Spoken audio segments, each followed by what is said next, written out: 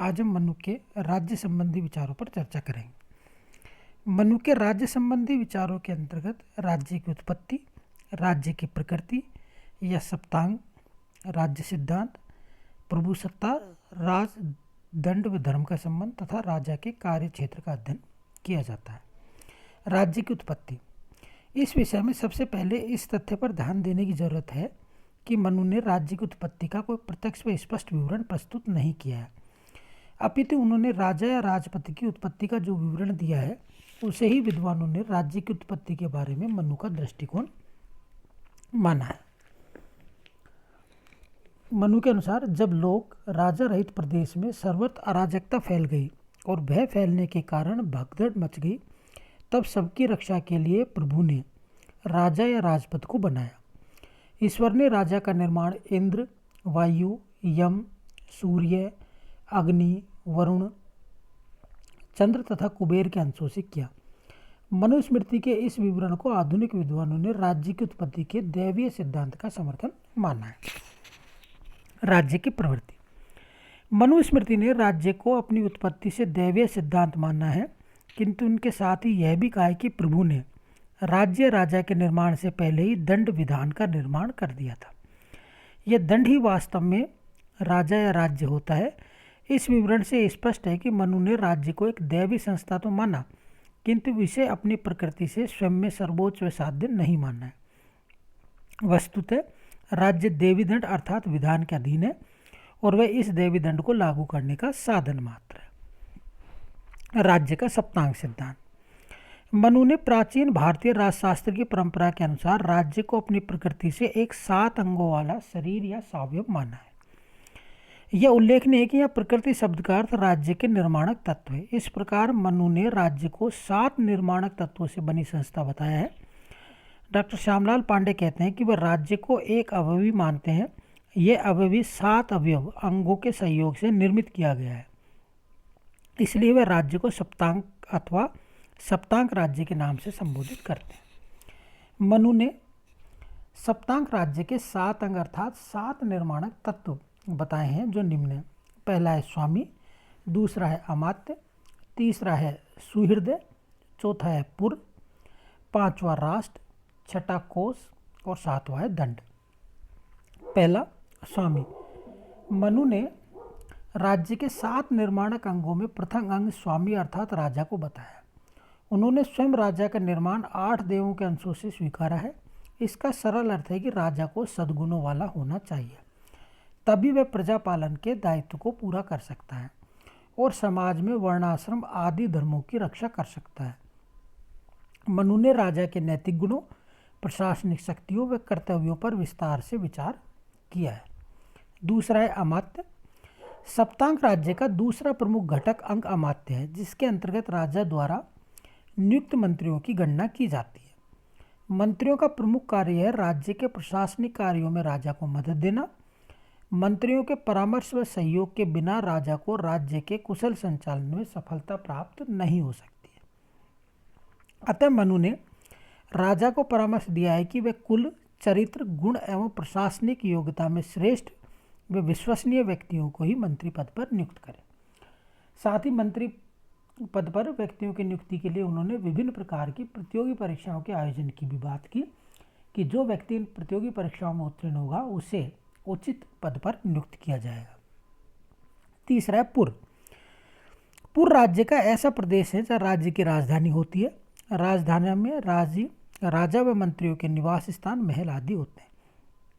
यह राज्य के आर्थिक, प्रशासनिक व सैनिक जीवन में केंद्रीय स्थान रखती है। इस दृष्टि से मनु ने बाह्य आक्रमण से राजधानी की सुरक्षा पर बल दिया। उनका मत है कि राजधानी को किसी सुरक्षित दुर्ग या किले में होना चाहिए। मनुस्मृति में उन्होंने 6 प्रकार के दुर्ग बताए। पहला धनुदुर्ग, महिदुर्ग, जलदुर्ग, वृक्षदुर्ग, नृदुर्ग व गिरिदुर्ग आदि। राजा को इन 6 दुर्गों में से किसी एक में पूर्व बसना चाहिए। मनु के अनुसार गिरिदुर्ग सबसे सुरक्षित होता है। चौथा है राष्ट्र।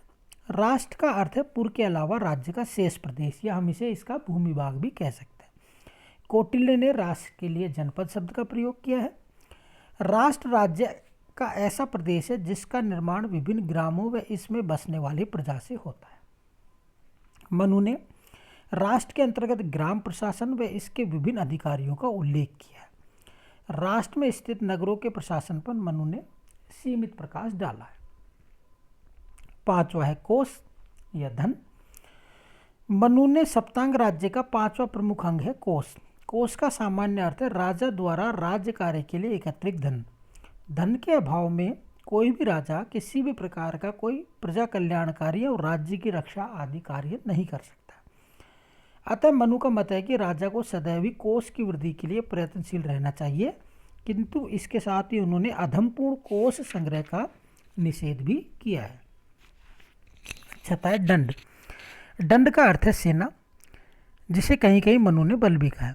मनु ने सेना के अग्रलिखित प्रकार बताए हैं, जैसे हस्ती सेना, रथ सेना, अश्व सेना, पैदल या पदाति, जल सेना, नाविक। डॉक्टर श्यामलाल पांडे कहते हैं कि भार वाहक की गिनती भी की है, अर्थात मनु ने सेना के कुल 6 प्रकार बताए हैं। सेना का सर्वोच्च अधिकारी सेनापति है, जो मंत्रिपरिषद का भी सदस्य है। मनु के अनुसार राज्य की रक्षा के लिए जरूरी है कि राजा सेना के सभी अंगों को सुदृढ़ बनाए। 7वां है सुहृदय या मित्र। मनु ने सक्ताम राज्य की धारणा में सुहृदय को अपने राज्य का एक अंग मानकर यह बताया है कि शत्रु राज्यों के प्रसंग में मित्र राज्य का विशेष महत्व होता है। मनु स्मृति में अपने राज्य के प्रसंग में 4 प्रकार के अन्य राज्यों की कल्पना की है, जैसे शत्रु राज्य, मित्र राज्य, मध्यम राज्य तथा उदासीन राज्य। इन सभी में केवल मित्र राज्य ही सुहृदय है और यह बाहरी क्षेत्र यानी अंतर्राज्य संबंधों में अपने हितों का रक्षक एवं सहभागी है। मनु के सप्तांग राज्य की विशेषताएं। पहला है राज्य की 7 प्रवृत्तियों का वर्ताक्रम व पारस्परिक संबंध। मनु ने स्वामी, अमात्य, पुर, राष्ट्र, कोष, दंड तथा सुहृदय इन सब में आगे वाली प्रकृति की तुलना में पीछे वाली प्रकृति का कम महत्व है। इसका सरल अर्थ है कि राजा की तुलना में अमात्य का कम महत्व होता है और अमात्य की तुलना में पुर का। मनु ने राज्य की प्रवृत्तियों के सैद्धांतिक वर्गीकृत क्रम को प्रकट किया और यह भी बताया कि किसी कार्य विशेष की पूर्ति की दृष्टि से किसी भी प्रकृति का विशेष महत्व हो सकता है। मनु का सप्तांग राज्य सिद्धांत प्राचीन परंपरा के अनुरूप है। मनु स्मृति की तरह ही महाभारत, अर्थशास्त्र, याज्ञवल्क्य स्मृति आदि ने भी राज्य को सप्तांग शरीर माना है। शुक्र नीति में भी इसे सावयव सप्तांग अंग माना गया है। तीसरा है पाश्चात्य सावयव सिद्धांत से भिन्न। आधुनिक पश्चिमी राजशास्त्रियों ने राज्य का सावयव सिद्धांत दिया, जिसकी आधारभूत मान्यता है कि राज्य वास्तव में एक शरीर है और व्यक्ति उसके अंग है।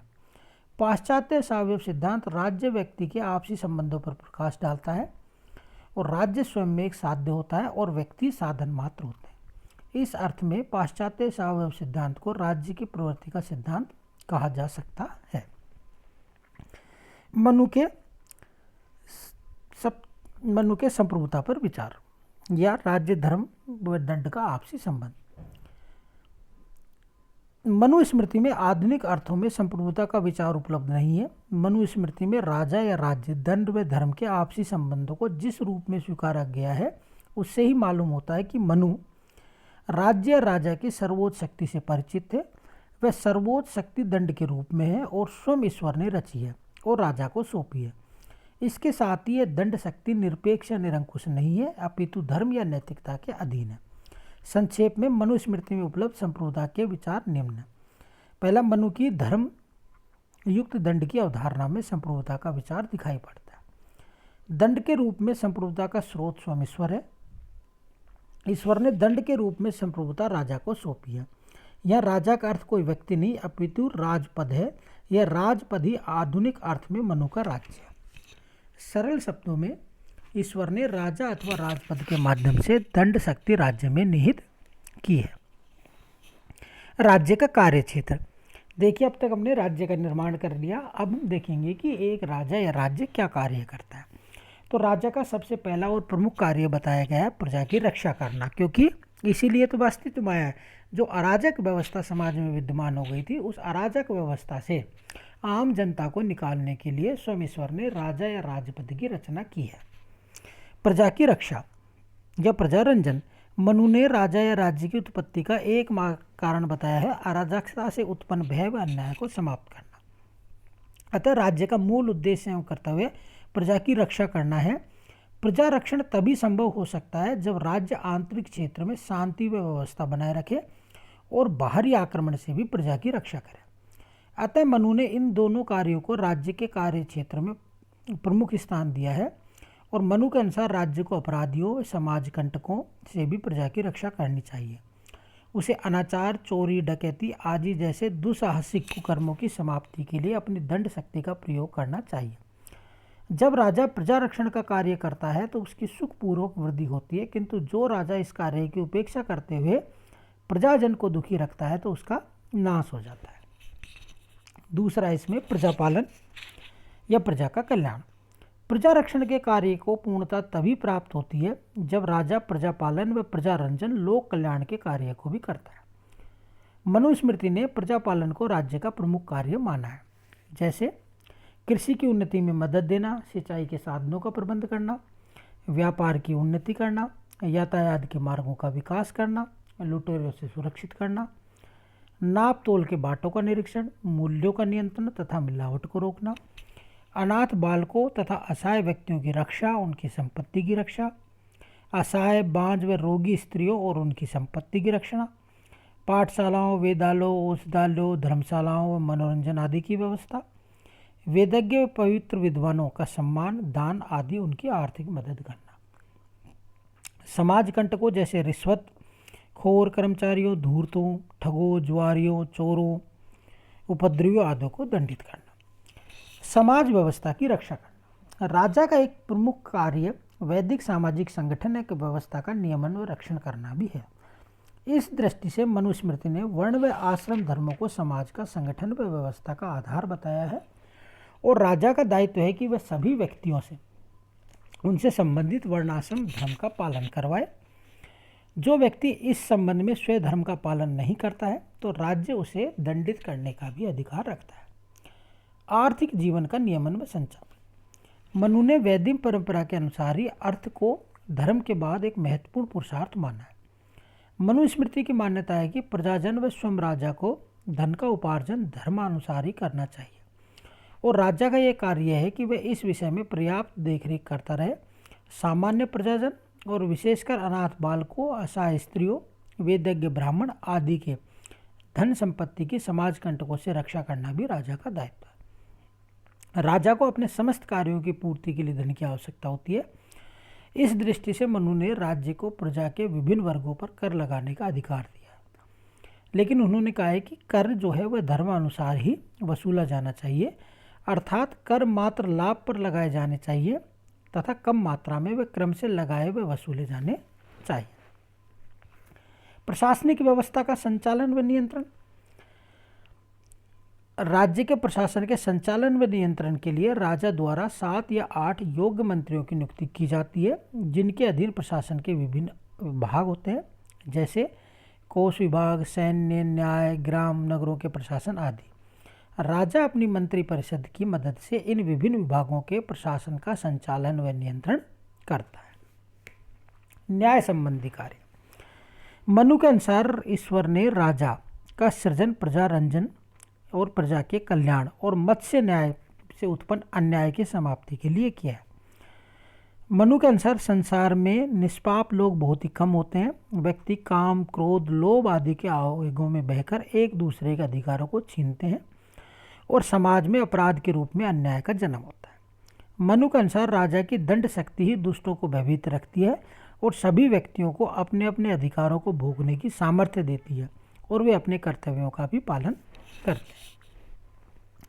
7वां इसमें अंतर्राज्य संबंधों का संचालन। मनु ने अपने राज्य के हितों की रक्षा व वृद्धि की दृष्टि से विदेश नीति के महत्वपूर्ण विवेकपूर्ण संचालन पर बल दिया। राजा का यह प्रमुख कार्य है कि वह बाह्य आक्रमण से प्रजा की रक्षा करे और राजा को चाहिए कि वह शत्रु राज्यों का कर्षण व उत्पीड़न करे और उन्हें कर व भेंट देने के लिए विवश करे। राजा को मंडल सिद्धांत के आधार पर अन्य राज्यों को क्रम से शत्रु मित्र तटस्थ व उदासीन राज्यों के रूप में वर्गीकृत करना चाहिए और इन विभिन्न राज्यों के साथ परराष्ट्रीय अंतर्राष्ट्रीय संबंधों का संचालन करना चाहिए। राज्य के कार्य क्षेत्र की आलोचना। मनु ने समाज संगठन की रक्षा के लिए असमानता प्रधान वर्ण धर्म की पालना को राज्य के कार्य क्षेत्र में प्रमुख स्थान दिया है, जो आधुनिक लोकतांत्रिक समाज या उद्योग प्रधान समाज संगठन के अनुरूप नहीं है। दूसरा, राज्य अपनी बाध्यकारी दंड शक्ति के द्वारा व्यक्ति से उसके स्वयं धर्म का पालन कराने का अधिकार रखता है। राज्य का यह कार्य व्यक्ति की स्वतंत्रता का निषेध है। तीसरा, मनु ने राज्य के कार्य क्षेत्र में राज्य विस्तार की नीति को विस्तार दिया है, जो वास्तव में साम्राज्यवाद की स्थापना का कार्य है। आधुनिक दृष्टि से इसकी निंदा की जाती है। निष्कर्ष रूप में आधुनिक आधारों पर मनु ने राज्य के कार्य क्षेत्र की उपरोक्त आलोचना का सीमित महत्व है। वस्तुतः मनु सामंतवादी राजतांत्रिक व्यवस्था से संबंधित विचारक हैं और उन्होंने अपने युग की मान्यताओं के अनुसार ही राज्य का कार्य क्षेत्र बताया। राज्य के कार्य क्षेत्र संबंधी मनु के विवरण का एक ऐसा भी पक्ष है जिसकी आज भी प्रशंसा की जाती है। मनु ने प्रजा रंजन अर्थात प्रजा कल्याण के कार्यों पर पर्याप्त बल दिया, किंतु इस आधार पर मनु ने राज्य के कार्यों में समाजवाद की झलक देखना उचित नहीं होगा, क्योंकि समाजवाद का आधार व्यक्ति की समानता का सिद्धांत है, जबकि मनु की राज व्यवस्था सामंतवादी असमानता की समर्थक है। मनु के राज्य के कार्य क्षेत्र में आधुनिक युग की समाजवादी विचारधारा अथवा लोक कल्याणकारी राज्य की धारणा की खोज के स्थान पर यह कहना अधिक बुद्धिसंगत व यथार्थवादी होगा कि मनु ने अपने युग की सामंतवादी व्यवस्था में भी प्रजाहित के तत्व पर पर्याप्त बल दिया है और उन्होंने प्राचीन भारतीय राजनीति की परंपरा एवं मर्यादा के अंतर्गत प्रजाहितकारी राज्य की धारणा को स्वीकारा है। Thank you.